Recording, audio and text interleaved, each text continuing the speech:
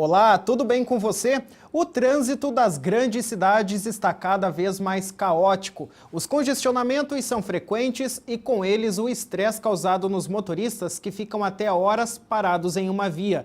Curitiba ainda não possui um problema extremo deste, mas se nada for feito agora, em breve a capital do Paraná poderá ser comparada à de São Paulo, por exemplo. Especialistas estimam que em até 5 anos a cidade possa parar por conta de tantos carros nas ruas. No programa de hoje vamos discutir sobre o que a Prefeitura pretende fazer para evitar essa situação. Depois disso a gente vira a página, continua falando sobre trânsito, mas aí com foco na educação de quem se utiliza dele. À medida que aumenta o número de veículos nas ruas da capital, aumenta também o número de multas aplicadas. O que fazer para conscientizar mais os condutores de veículos e os pedestres? Fique com a gente, o nosso bate-papo só está começando.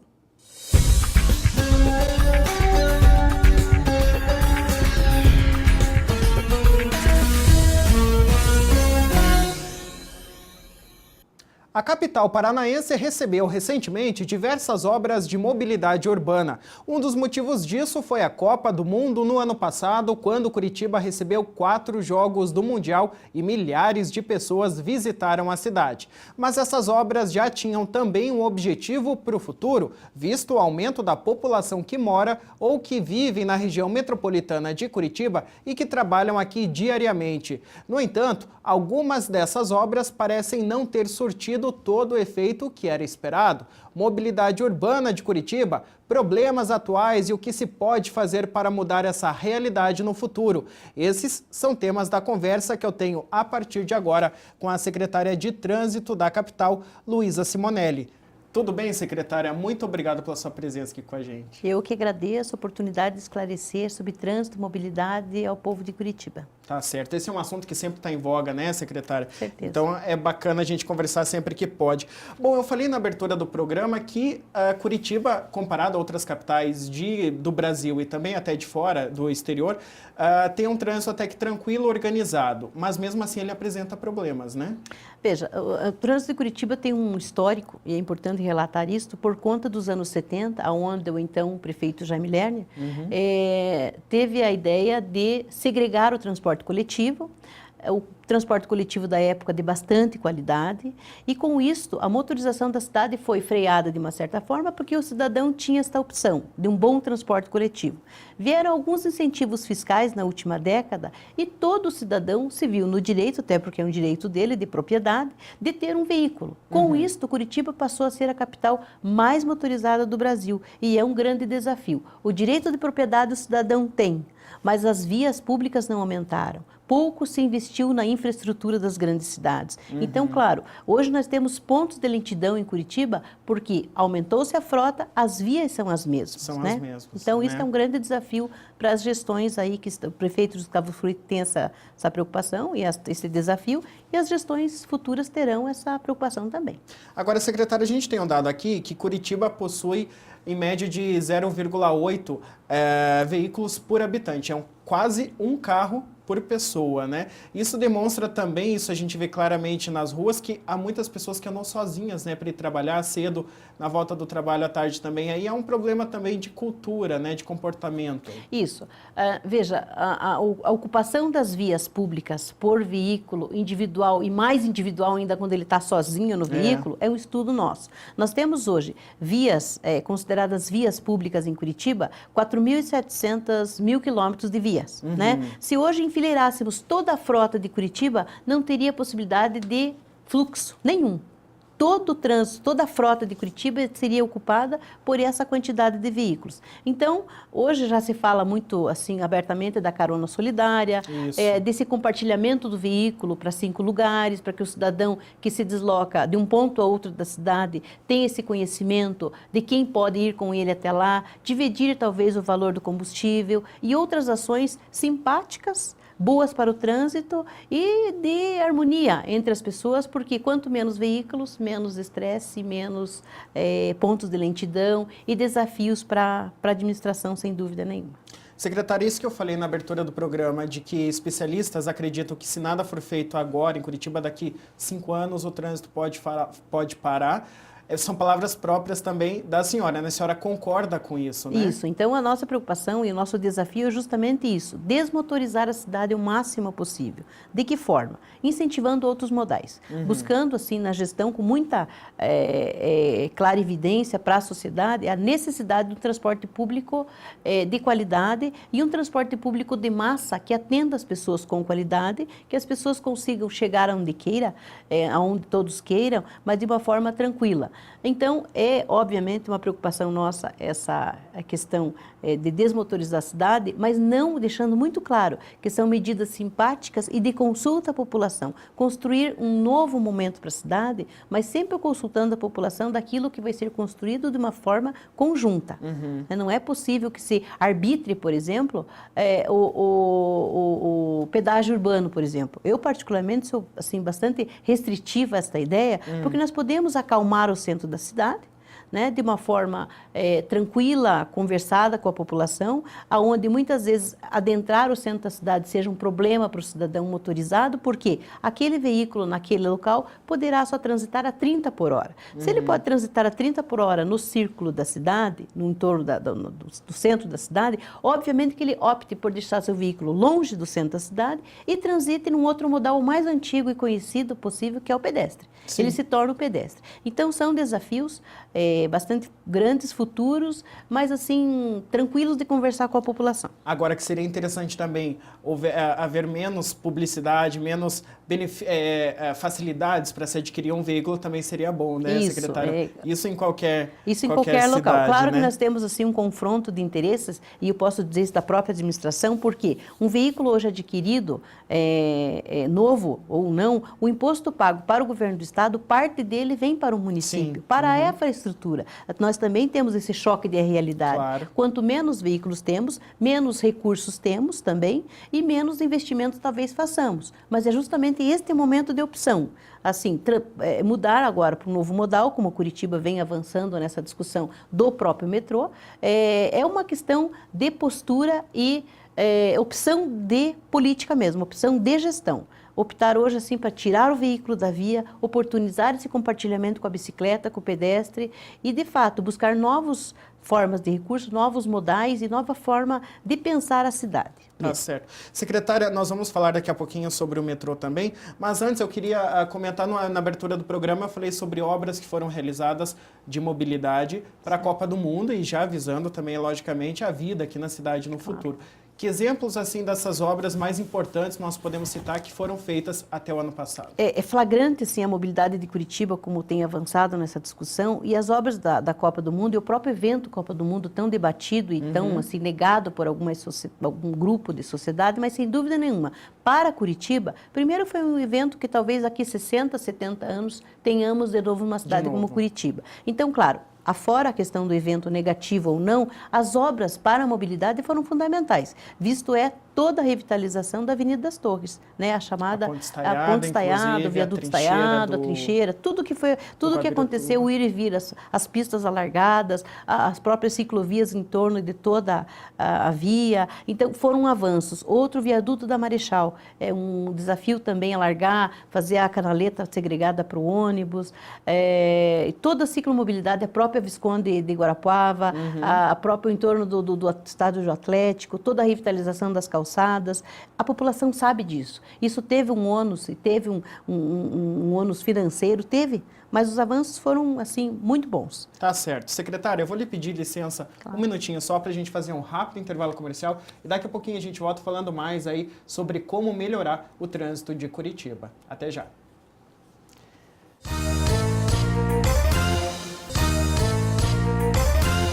Muito bem, estamos de volta com o Voz e hoje discutindo sobre o trânsito de Curitiba, das grandes cidades. Conversando comigo sobre este tema, eu tenho o prazer de receber hoje aqui no Voz a secretária Luísa Simonelli, que é secretária de Trânsito aqui de Curitiba. Obrigado mais uma vez pela presença. Eu que agradeço. Secretária, antes da gente entrar no intervalo, a senhora comentou sobre o metrô, citou ele como exemplo de obra de mobilidade para melhorar aqui a circulação em Curitiba, especialmente na região central, né? Nós preparamos uma reportagem que mostra uma queda do apoio, vamos dizer assim, da população com relação a essa obra. Eu gostaria de passar para a gente assistir e daí a gente dar uma comentada sobre a importância dela aqui para Curitiba. Sim. Pode rodar. O Instituto Paraná Pesquisas fez 2 aferições em 2014 sobre a opinião dos curitibanos quanto à implantação do metrô na cidade. E o apoio à iniciativa caiu. De acordo com o último desses levantamentos, feito em dezembro, 31,3% dos moradores discordam da construção do novo modal. Em dezembro de 2013, o índice contrário era de 28,6%. Eu acho que para implantar, né, o metrô aqui na cidade, acho que o custo ficaria muito alto, né?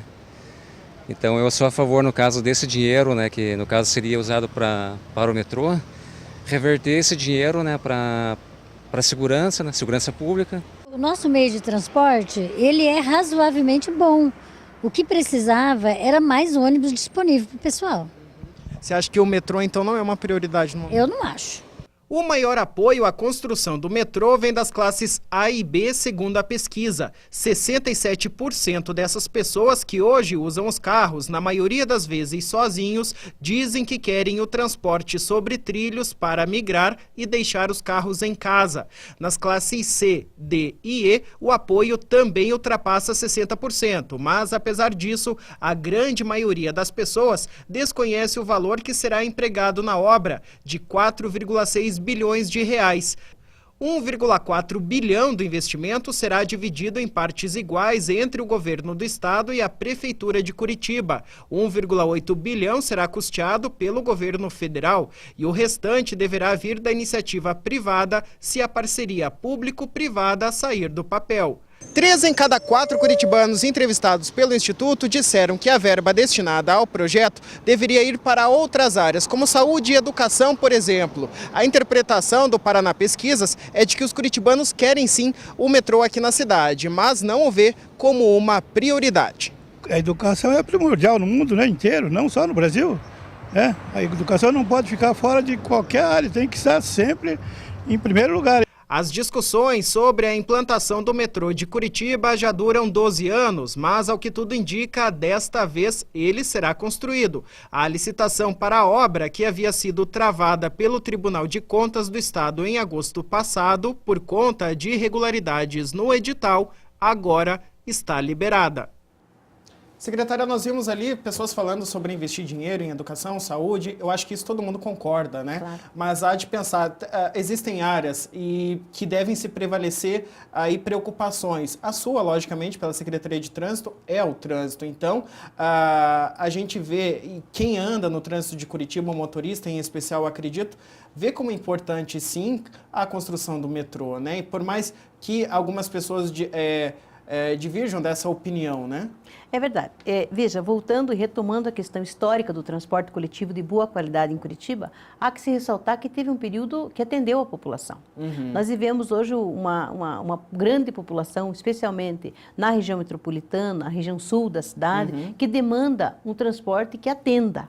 Hoje o transporte coletivo não atende. Agora eu estava conversando com uma pessoa que me disse, olha, Luísa, passou 3 ônibus eu não consegui entrar. Quer dizer, então, se há um transporte coletivo que de uma vez só atenda toda esta população, numa viagem só, ou 2, ou seja mais, obviamente que o tempo das pessoas será otimizado. Eu acho, assim, que grande parte do descrédito hoje da população, desses 31%, é porque isso já virou lenda.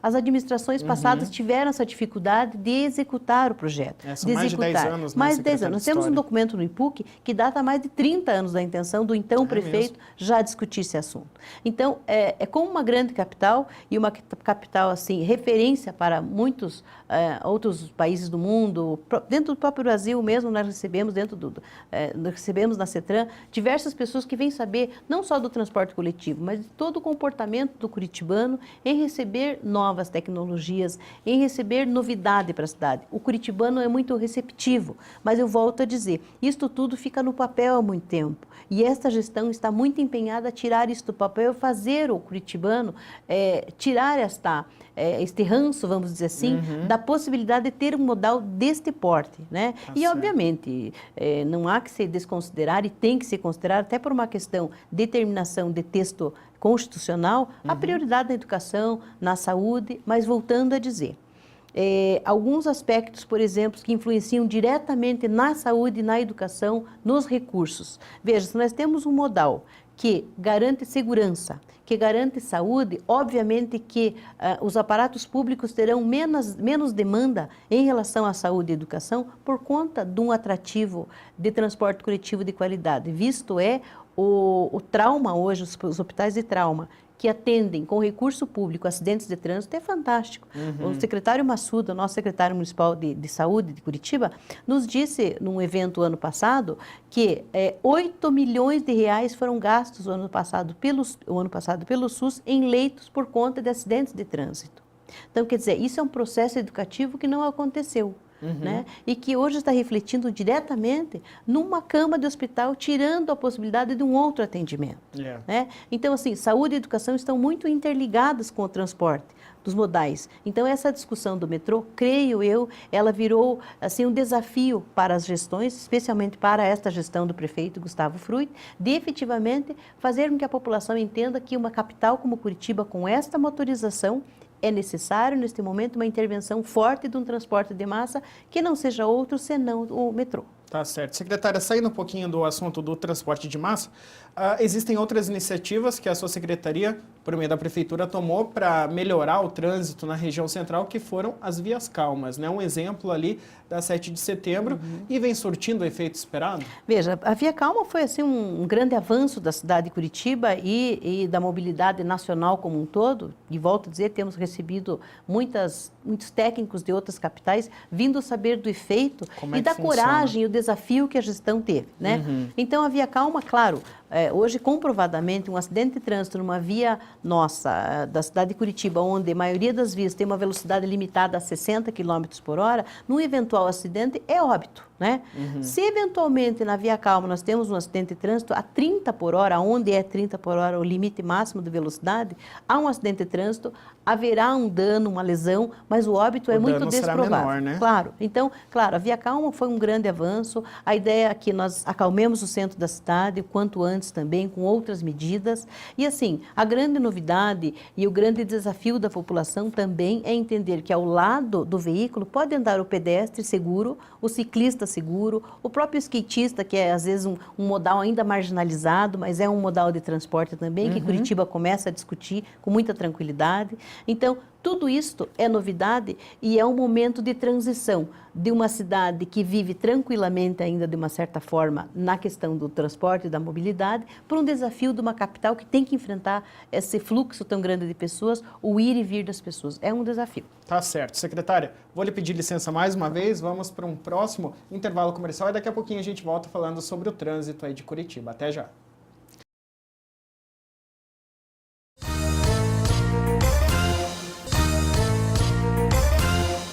Ok, estamos de volta com o Voz e hoje discutindo sobre o trânsito aqui de Curitiba. Conversando comigo sobre problemas e soluções, eu tenho o prazer de receber aqui no estúdio hoje a secretária Luísa Simonelli, que é secretária de Trânsito aqui da capital paranaense. Obrigado, secretária, mais uma vez pela presença. Secretária, antes da gente entrar no intervalo, a gente discutia sobre as vias calmas que foram implementadas aqui em Curitiba. Temos duas até agora, né, secretária? Mas o que a gente vê que não vem acontecendo nessas vias é o respeito do motorista com relação às regras, normas que elas necessitam, né? A gente preparou uma reportagem para que a gente possa demonstrar isso, daí a gente comenta sobre o tema, tá, secretária? Pode rodar. Ela ainda não foi inaugurada, mas as regras já existem e estão ali para serem cumpridas. Mas não é nem um pouco raro ver os motoristas as desrespeitando. Por exemplo, eles não andam à velocidade máxima de 30 km por hora, como está previsto por aqui. A estrutura para isso já existe e, portanto, o respeito já poderia ser utilizado também. E não respeita, né, os carros, o caminhão, daí a gente tá na ciclovia aqui, que tá fazendo a ciclovia para nós, daí os caras não respeitam, né, nenhum deles respeita. Agora vai melhorar. É difícil, né, ó, você pode olhar ali, o pessoal chega perto do sinaleiro, eles comem a faixa. E vai assim, né? A gente procura agora com essa faixa também respeitar sinal, tudo, né? A gente ciclista, né? São pouco mais de 6 quilômetros de via calma aqui na Avenida 7 de Setembro, entre a Praça do Japão e a Rua Mariano Torres. Esta será a primeira via desse estilo aqui de Curitiba, mas por enquanto, mesmo ela já funcionando, alguns motoristas ainda não estão respeitando, como esse automóvel que para em cima da faixa, que é exclusiva agora para os ciclistas. Além da faixa vermelha para transportes alternativos, como bicicletas, skates e patins, estão sendo construídas na avenida travessias elevadas para pedestres. Nas faixas normais de travessia, os problemas também existem, com carros parando em cima delas, dificultando a travessia. Eu estou usando ela já faz 2 dias, é melhor que a canaleta que eu usava antes, mas os motoristas ainda precisam respeitar um pouco mais. Secretária, como a gente viu ali no VT, o desrespeito ali vai desde os motoristas que não param na travessia elevada, a alta velocidade não respeitam, os 30 km por hora, param em cima da faixa exclusiva ali para ciclistas, né? Então, aqui é ter uma mudança de cultura nesse sentido aqui, né? Para que a Via Calma funcione de fato. Veja, a construção da humanidade ela é longa, de conceitos de respeito também. Mas nós temos uma pequena parcela, Rafael, em Curitiba, daquele que desrespeita, do infrator. Uma pequena parcela. E isto deve ser encarado como um desafio de enquadrá-lo, num sentido dizendo, você é cidadão tanto quanto eu, esta via é compartilhada, eu estou aqui como pedestre, estou aqui como ciclista e você com o teu veículo motorizado. Todavia, a velocidade é essa e a via é compartilhada. Então, claro, como um processo, como um exemplo, um processo de alfabetização, num primeiro momento, quem não sabe ler e escrever, ver as letras. A partir do momento que nós conseguimos, como sociedade, juntar as letras e entender que aquilo é uma leitura do que está acontecendo, isto de um exemplo falando, claro. É fundamental que, com o passar do tempo, com o processo educativo, as pessoas consigam juntar tudo e ler que aquilo é uma via compartilhada, que aquilo deve ser respeitado, porque o respeito dele é o limite do outro, né? Então, obviamente, que num primeiro momento, a Via Calma, a 7 de setembro, foi não entendida por algumas pessoas. Porque a velocidade daquele jeito, olha, quer ir mais rápido? Vá pela Visconde de Guarapuava, que é a via ao lado, né?